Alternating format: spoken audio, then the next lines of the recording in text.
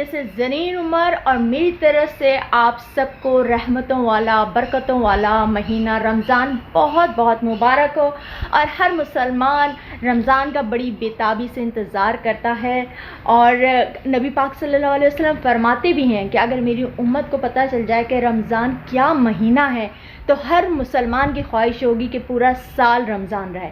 और वाकई हमारा दिल चाहता है कि रमज़ान जब आए तो फिर ना जाए, क्योंकि इसमें जो हमें नेकियां करने का मौका मिलता है। जैसे कि हम सब पे 5 वक्त की नमाज़ फ़र्ज़ है और हम सब लोग अल्हम्दुलिल्लाह नमाज़ पढ़ते भी हैं।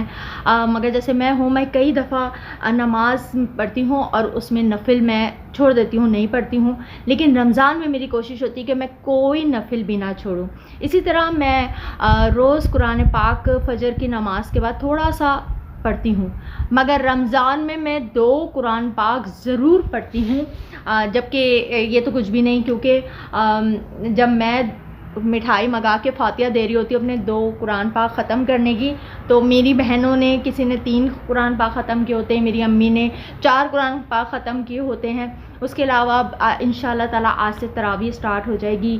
मेरा भाई, मेरी बहनें, मेरी अम्मी सब तरावी के लिए जाते हैं, मैं भी जाती हूँ। और एक रमज़ान तो मैंने पूरी तरावी पढ़ी थी। तो ये है, काफ़ी सालों से मैंने तहज्जुद भी स्टार्ट की हुई है और मैं रमज़ान में बिल्कुल तहज्जुद नहीं छोड़ती, तहज्जुद की नमाज़। इसी तरह सलातो तस्बीह मैंने उमर से पढ़ना सीखी और उमर ताक रातों में जुमअतुल विदा को सलातो तस्बीह बहुत पढ़ते थे। तो मैं भी जो हूँ सलातो तस्बीह पढ़ती हूँ और इंशाअल्लाह इस साल भी पढ़ूँगी। लास्ट ईयर मैं इद्दत से उठी थी और उसके बाद मैं एतकाफ़ में बैठी थी। और इसके अलावा जो मुझसे हो सकता है, मैं इस्तग़फ़ार की तस्बीह बहुत ज़्यादा पढ़ती हूँ। और उमर पढ़ते थे तीसरा कलमा, तो उमर कहते ये ज़रूर, ये ज़्यादा पढ़ा करो। उमर बहुत पढ़ते थे तो मैं भी ये बहुत पढ़ती हूँ। उसके अलावा दुरूद शरीफ बहुत ज़्यादा पढ़ती हूँ। तो इबादत का जो महीना है ज़ाहिर है तो वो तो जितनी होती है कि बस दिल चाहता है कि कोई भी चीज़ इबादत की जो है ना मिस ना हो। और इधर अज़ान होती है, इधर नमाज के लिए सब भागते हैं, तो ये बहुत अच्छा लगता है। और पूरे कराची में जिस तरह से अफ्तारी का एक इंतज़ाम होता है और इतना अच्छा लगता है, पूरा कराची माशाल्लाह अच्छा लग रहा था। हाँ, थोड़ी सी मुझे एक वो होती है कि जैसे और जब हम जाते हैं, जैसे सऊदी अरब में देखें या दुबई जाएं, वहाँ देखें जिस तरह से सजावट हुई होती है ना, तो मैं दिल चाहता है कराची भी ऐसे पूरा सजे तो बहुत अच्छा लगे। लेकिन लोग घरों में सजाते हैं तो वो बहुत खूबसूरत लगता है। उसके अलावा ग्रॉसरी भी रमज़ान की होता है कि रमज़ान के पहले ही ले आए, मैं भी लेके आ जाती हूँ।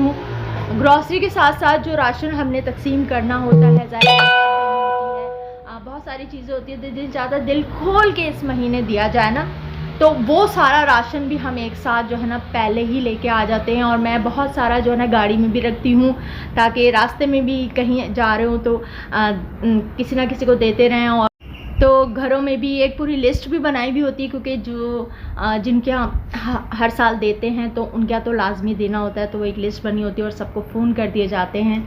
तो बहुत रौनक होती है इस महीने। उमर के बाद ये रमज़ान, मतलब अब वैसी चीज़ तो नहीं है, इबादत में तो कोई कमी नहीं आई है, लेकिन बहुत सारी चीज़ों में कमी आ गई है। सबसे पहले तो उमर की ही कमी है।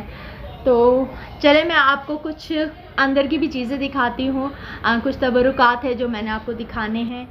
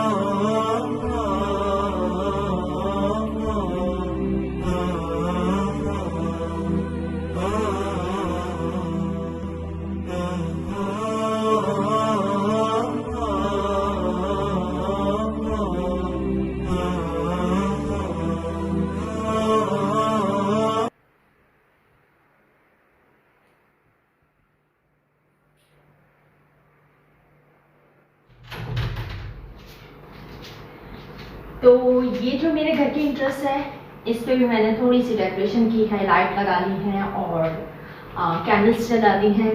और यहाँ पे कुछ वो तोहफे रखे हैं जो उमर को मिलते थे, तो बहुत मुकद्दस चीज़ें हैं उनकी, बहुत ये हमारे नमाज रूम में रखे होते हैं, लेकिन मैंने यहाँ पे ला के कुछ चीज़ें रखी हैं जिसमें मैं आपको दिखाऊंगी। जैसे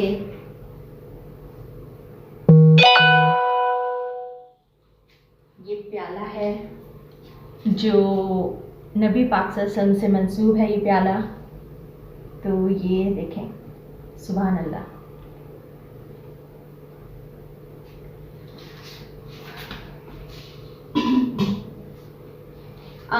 इसमें नबी पाक सल्लल्लाहु अलैहि वसल्लम की कब्र शरीफ की जो है मिट्टी है, और इतने सालों से ही हमारे पास है, और इसमें से अभी भी वैसी ही खुशबू आती है। हमने कभी भी इसमें कोई खुशबू नहीं लगाई।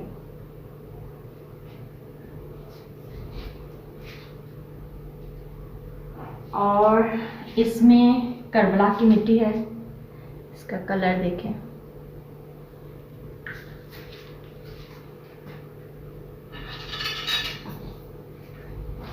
ये भी करबला के पत्थर की तस्बीह है।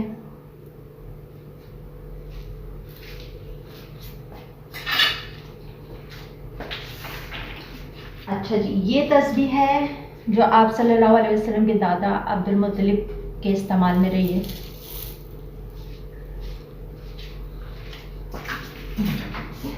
और ये तो उमर शरीफ साहब है, देखिए।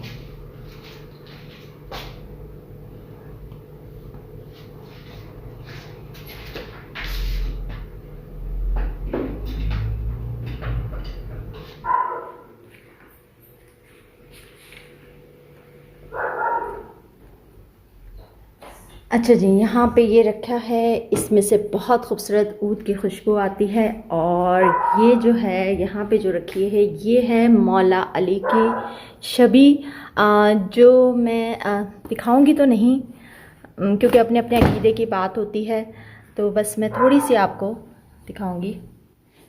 ये भी उमर को तोहफे में मिली। और ईरान के एक बहुत मशहूर मुसव्विर हैं जो अंधे हैं, और उनके ख्वाब में जिस तरह मौला अली आए, उन्होंने वैसी ही शबी जो है ना उनकी बनाई।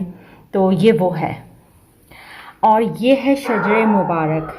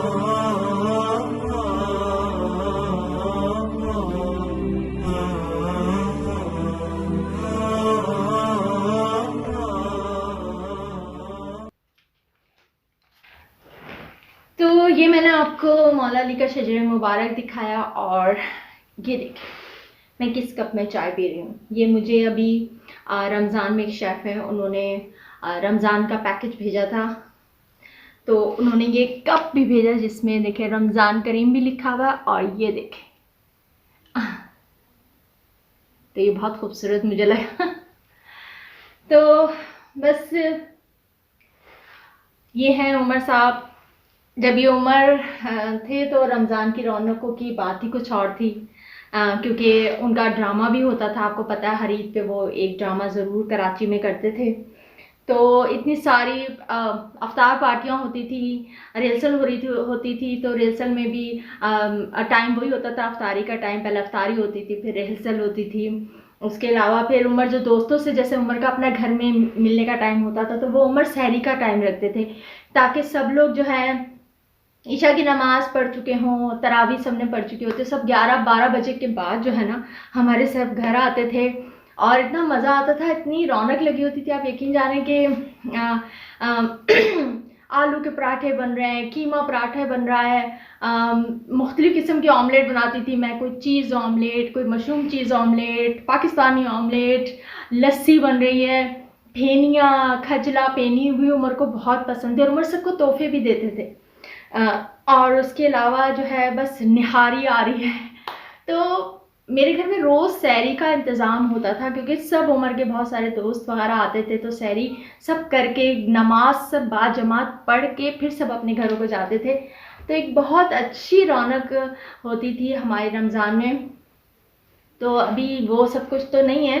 अफ्तारी पे, सहरी पे आएंगे दोस्त वगैरह, आएंगे मिलने आते हैं सब रिश्तेदार वगैरह, दोस्तें भी आती हैं सब अफ्तार। लेकिन जो एक उमर के साथ था ना, जो मैं कहती हूँ अल्लाह पाक सबके घरों को आबाद रखे, क्योंकि ये जो घर का सरबराह होता है ना, वो जो शौहर होता है ना, उससे जो घर की रौनक होती है ना, उस वो बस अल्लाह पाक सबको सबके घरों में कायम रखे। क्योंकि मेरे घर में नहीं है तो मुझे इसका बहुत ज़्यादा एहसास है, क्योंकि बहुत रौनक होती थी। मेरे पास तो बिल्कुल टाइम ही नहीं होता था। मैं रमज़ान से बहुत पहले से तैयारियां शुरू कर देती थी, क्योंकि मुझे पता था कि रमज़ान बहुत बिजी होता है। तो खैर आप लोगों ने उमर को अपनी दुआओं में बहुत याद रखा है रमज़ान में, और मुझे भी अपनी दुआ में याद रखिएगा। और मैं भी आप सब लोग के लिए दुआ करती हूँ कि अल्लाह पाक के रमज़ान बहुत बरकतें हों। जो परेशानियाँ हैं, जो महंगाई की वजह से लोग परेशान हैं, नौकरियाँ ना होने की वजह से परेशान, और अभी एक दिन पहले ज़लज़ला भी आया, तो अल्लाह पाक सबको अपने हिफ्ज़ मान में रखे, सबके घरों में बरकत दे, रिज़्क़ में इजाफ़ा फरमाए।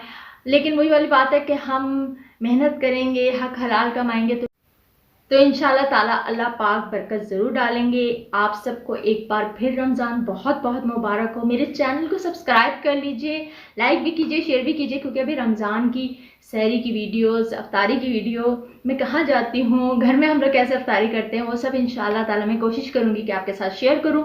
और अब मैं पीती हूँ चाय, और अब मैं तरावी की भी सब तैयारी शुरू होने वाली है, तो मैं जाके तैयारी करती हूँ, और फिर आपसे इंशाल्लाह नेक्स्ट वीडियो में मुलाकात होती है। अल्लाह हाफ़िज़, रमज़ान मुबारक।